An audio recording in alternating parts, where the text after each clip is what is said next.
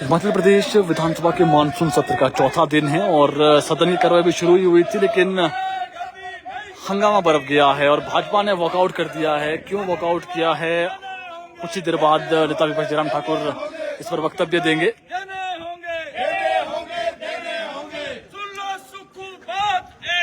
Hitler की चल चलेगा, हिटलर की मौत मरेगा, जो हिटलर की चल चलेगा, हिटलर की मौत मरेगा। तानाशाही नहीं चलेगी, नहीं चलेगी, नहीं चलेगी, गुंडागर्दी नहीं चलेगी, नहीं चलेगी, नहीं चलेगी, तानाशाही नहीं चलेगी।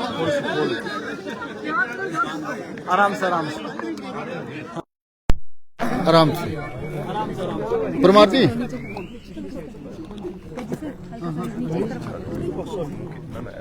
उन्होंने मुंह तोड़ना। विपक्ष की ओर से वॉकआउट किया गया है, सरकार के किसके वापस शांति दी गई।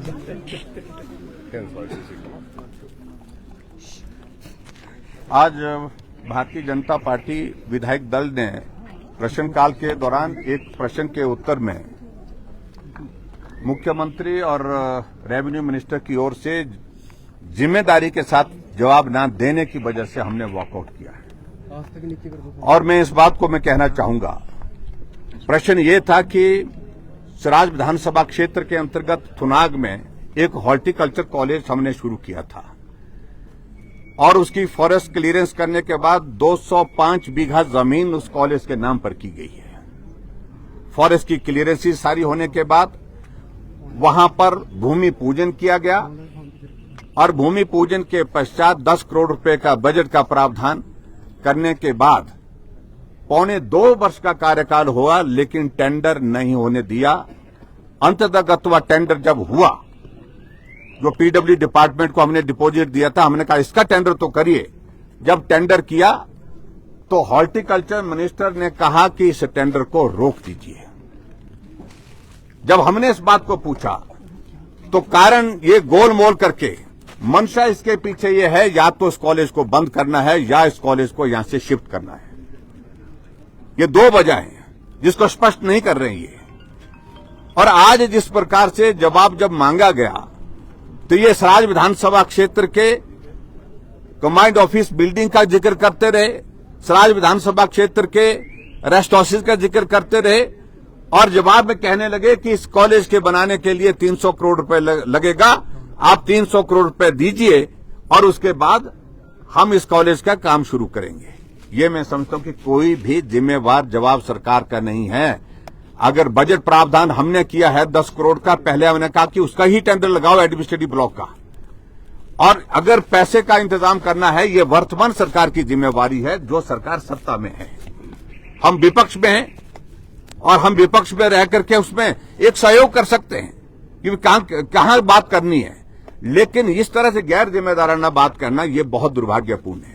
ये हिमाचल प्रदेश सरकार के मुख्यमंत्री सुखविंदर सुक्खू जी का एक काम करने का तरीका बन गया है कि जो भी हो सकता है उसको बंद करो।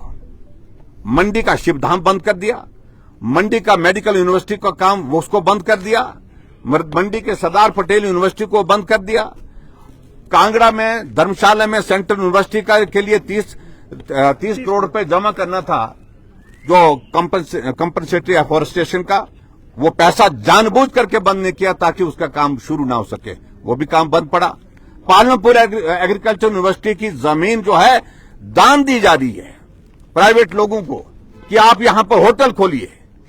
इससे बड़ा दुर्भाग्य कोई हो नहीं सकता है।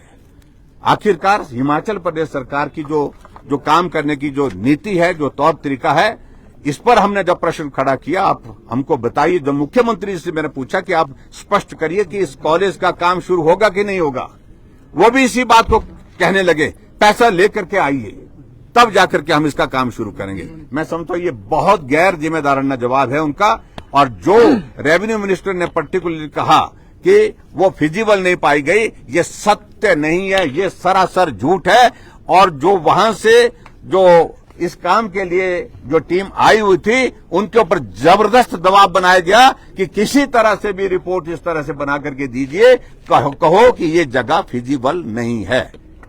और इस बात को लेकर के मैं कह रहा हूं कि बहुत दुर्भाग्यपूर्ण परिस्थिति है जो हिमाचल प्रदेश की विधानसभा के अंदर आज की दौर में ये तमाशा बना हुआ है। आपने ड्रोन को लेकर भी सवाल उठाया है। देखिए, उस बात को लेकर पहले मैंने सोचा कि रूटीन में चलता है, मैंने 10 बार बोल दिया अपने जो कर्मचारी हैं वहां के जो लोग इसको देखते थे। लेकिन आज जब मैं आ रहा था विधानसभा, उस वक्त भी वहां पर ड्रोन वहां पर हमारे घर के आंगन में घूम रहा था, और ये मैं समझता हूं कि बहुत दुर्भाग्यपूर्ण है। तमाशा बन गया सरकार का, समझ में नहीं आ रहा है।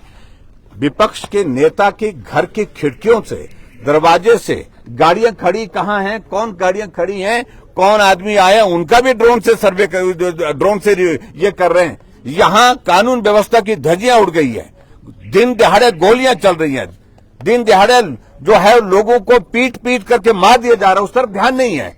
शिमला के माल रोड पर हत्या हो जाती है, उस पर ध्यान नहीं है। लेकिन विपक्ष के लोग हैं, उनके फोन सर्विलेंस पर, और उनके फोन सर्विलेंस के साथ साथ में उनके घर की चारों तरफ से हुआ जाकर के वहां पर ड्रोन से इस तरह से करना, ये निजता का भी हनन है। और मैं समझता हूं ये बहुत ओछी हरकत की है, और जिसको मुख्यमंत्री को जवाब देना चाहिए था, लेकिन मुख्यमंत्री जी चुपचाप बैठे रहे। ये सचमुच में बहुत दुर्भाग्यपूर्ण है। एसपी शिमला द्वारा किया जा रहा है तो उनके ऑफिस से, उनके रेजिडेंस मेरे साथ में है, वो वहीं करते हैं, अच्छी जानकारी मिली है। अधिकारी को चेतावनी दे रहे हैं, कहाँ तक उचित है, बिल्कुल। अगर ऐसी हरकतें करेंगे, अगर वो सरकार के इशारे पर इस तरह की हरकतें करते रहेंगे कि विपक्ष के विधायकों को बुला करके 8-8 घंटे तक बिठा करके रखेंगे उनकी पूछताछ के लिए, और जब विधायक वहां से चले जाते हैं, आधे रास्ते पहुंचते हैं, उनको कहते हैं कि दोबारा आना पड़ेगा आपको, आधे रास्ते से फिर बुलाते हैं उनको, और आधे रास्ते से बुला करके फिर 4 घंटे के लिए बिठाते हैं उनको। कि क्या तमाशा बना के रखा हुआ है ये हिमाचल प्रदेश में कांग्रेस की सरकार ने। सूचना है कि कर्मचारियों की सैलरी डिले हो सकती है इस मंथ, इसको लेकर देखिए, इस सारी बात को लेकर के तो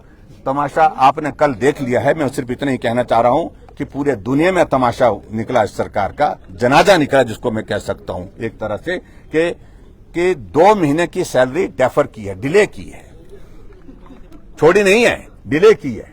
यानी कि 3 महीने के बाद सैलरी जो है 1 महीने की नहीं, 2 महीने की नहीं, 3 महीने की एक साथ मिलेगी। ये क्या तमाशा है? और पूरे देश भर में मजाक बन रहा है, पूरे प्रदेश भर में मजाक बन रहा है। तो इसलिए ये तौर तरीका जो है, जो सुक्खू जी बनना चाह रहे हैं बेचारे बन करके, कि हमारे हालात अच्छे नहीं है, हमारी परिस्थिति अच्छी नहीं है, तो ये बेचारे बन करके नहीं हो सकता है। और इस तरह के गिमिक्स करके मैं समझता हूं कि ये प्रदेश नहीं चलाया जा सकता। Thank you.